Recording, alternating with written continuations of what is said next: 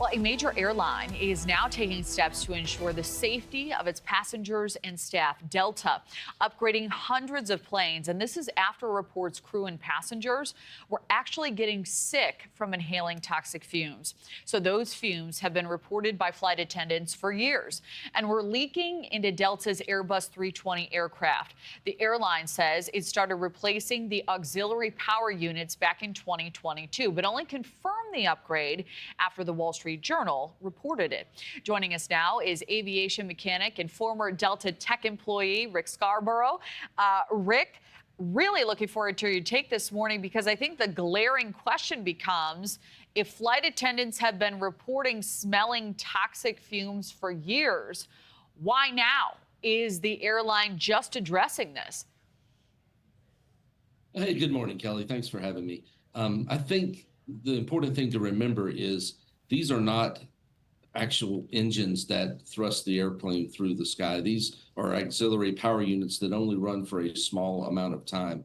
And the fact that Delta proactively started replacing these in 2022 shows that they are concerned about safety. And if there is a possibility of these leaks happening, it looks like they were trying to get in front of it. Yeah, and we know that Delta isn't the only airline with these types of aircraft, the Airbus A320. Is there a concern now that other airlines may be having the same problems need to be addressed? Well, certainly, if there is a known failure on certain APUs, other airlines that fly those configurations should take a look at their procedures and make sure that they're taking the steps that Delta's doing to keep these APUs from leaking. So would you mind explaining for us where this auxiliary power unit is on the plane, why the Airbus A320 may be susceptible to this type of leakage? What's happening behind the scenes here? So the APUs are located in the rear of the plane. In fact, if you see the little tip pointing out the back, that's where the exhaust comes out for the APUs.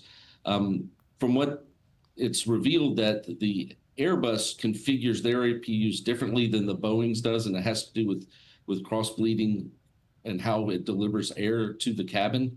From what I can understand, the Airbus are more susceptible than the Boeing. But again, it's important to remember that these APUs only run very sparingly. They're on the ground for a few minutes after the auxiliary unit the auxiliary systems have been pulled from the airplane once the jetway is going back before the engine starts, and they're only used in flight for emergencies. Yeah, and we know this hits close to home because your daughter, she's a flight attendant. Have you ever been concerned with her safety, with the possibility of toxic fumes potentially leaking into the cabins of any plane she's been on? I'm not. I'm really not. The FAA does a great job policing potentially hazardous situations for passengers. And if there were something of grave concern, they would have issued what's called an AD, or an airworthiness directive that would have said, hey, industry, we see a problem that affects cabin safety. You will ground your airplanes until further flight until this is fixed.